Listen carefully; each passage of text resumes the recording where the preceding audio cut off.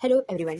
Hello BSc first year student. तो मैं जैसे कि थर्ड यूनिट स्टार्ट करने वाली थी, हमारा टॉपिक था जो कि linear differential equation of higher order है। इससे पहले मैं ये बता देना चाह रही हूँ, ये हमारी थर्ड यूनिट है बीएससी फर्स्ट ईयर 2025-26 का मैं सिलेबस कवर कर रही हूँ। एमपी हायर एजुकेशन की तरफ से प्रोवाइड किया गया सिलेबस है, उसी के अकॉर्डिंग है। तो हम थर्ड यूनिट पे चलते हैं। तो क्या है हमारा third unit? Linear differential equation of higher order. ठीक है, तो डेफिनेशन देखिए आप लोग, ये डेफिनेशन लिखी है। तो a differential equation of the form a not x y की power n time differentiation a one x, ये सब क्या है? कॉफिशिएंट है किसके? जो डेरिवेटिव्स एन टाइम होगा, एन माइनस उससे कम छोटा, that is equal to r x. कोई फंक्शन होगा आर एक्स। ठीक है, is the general form of linear differential equation x belongs to a b ना equation n where A not A is the R is the continuous function of X. Here Y की power क्या? N time derivatives. ठीक है, linear differential equation of higher order two types में होते हैं, एक linear differential equation with constant coefficient और linear differential equation with variable coefficient. सबसे पहले हम इस टॉपिक पर चर्चा करेंगे।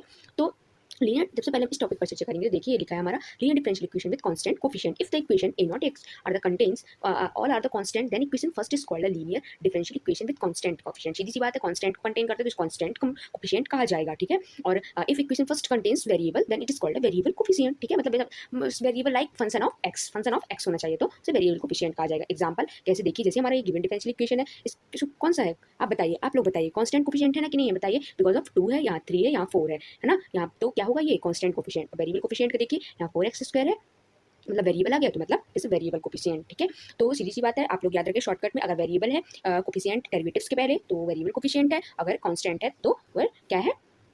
कांस्टेंट कोफिशिएंट है। ठीक है, और मैं बता दे रही हूँ डी वाई मतलब d y upon d x होता है। डी वाई ऑपरेटर है, डी एक ऑपरेटर है, डी एक ऑपरेटर याद रखिएगा। D y upon d x आपको जरूरत पड़ेगी आगे, अगर इस टाइप में लिखे तो हम इस प्रकार से लिख सकते हैं ऐसे, है ना। और डी इनवर्स क्या होगा? इंटीग्रेशन पता है क्या होता है, इसका मतलब क्या होता है हमारा अपॉन डी मतलब इंटीग्रेशन होता है ना, वही है। इस टाइप में इसको लिख सकते हैं। ठीक है, अब linear differential equation with constant coefficient. अभी देखिए सबसे पहले इस टॉपिक पर चर्चा करेंगे हम, सबसे पहले इसको पढ़ेंगे फिर उसके बाद ये पढ़ेंगे। ठीक है, सबसे पहले इसको पढ़ते हैं। तो देखिए जैसे कि लिखा है, हाँ ये लिखा है हमारा ये, 1 मिनट दूसरा कलर चेंज कर लेती हूँ मैं।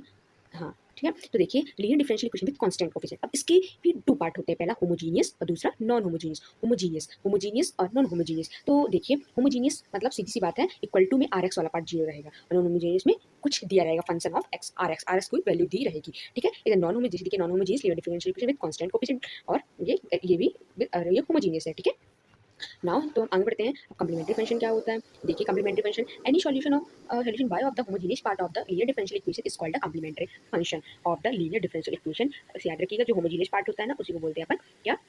कॉम्प्लीमेंट्री फंक्शन ना। देखिए any solution y of the homogeneous part of the linear differential equation is called the complementary function of the linear differential equation. Auxiliary equation consider homogeneous linear differential equation, ये homogeneous differential equation है because of यहाँ 0 है। ठीक है, अब इसको हम क्या बोले, मैंने बताया था अभी वीडियो में, इस प्रकार से भी लिख सकते हैं। देखिए डी की पावर इसी को मैंने बना दिया है और y कॉमन ले लिया है, और एफ डी बराबर 0 रूप में एक फंक्शन के रूप में बन गया है। ठीक है, तो कुछ नहीं करना, डी को एम से रिप्लेस करना है, तो हमको इसको क्या बोलेंगे? Axillary equation. ये बहुत इंपॉर्टेंट टॉपिक है, आप लोग देख लीजिए। अब मैं देखिए इसको सॉल्व कर, एक सवाल है इसी पे बेस्ड, ये हमारा डिफरेंशियल इक्वेशन है। तो हमें सबसे पहले क्या है, इसको डी के फॉर्म में लिखना है, तो हमने लिख लिया है। फिर पूरा डी को एम की जगह लिखना है, फिर वाई कॉमन पहले डी के फॉर्म में लिखना है, गिवन डिफरेंशियल इक्वेशन को जो लिखा है उसको डी बस के फॉर्म में लिख दीजिए। फिर इसको इसमें से वाई को कॉमन ले लीजिए, जैसे इस पे किया है। फिर उसके बाद हमने बोला था डी को एम से रिप्लेस करेंगे, देन उसका फैक्टर करेंगे और हमारा ये सॉल्यूशन में जाएगा। वो तो हमारा बात की बात है, लेकिन हमारा मेन एक्सिलरी इक्वेशन ये हो गया है। देखो complement method is two possible complementary में सपोज, देखिए इसको फिर सॉल्व किया गया है, यहाँ पर देखिए, हाँ ये इसको सॉल्व करेंगे तो हमारा ये आ जाएगा। ठीक है, सॉल्व भी कर सकते हैं। नाउ देखिए दूसरा एग्जांपल देख लीजिए आप लोग, ये वाला एग्जांपल देखिए, ये देखिए मैंने वही प्रोसेस बनाई है। देखिए फैक्टर निकाले जो बता रही थी, ये हमारा कॉम्प्लीमेंट्री फंक्शन कहला जाता है। Hints and solution of homogeneous linear differential equation, ये हमारा फाइनल आंसर हो जाता है। ये हमारा क्या है?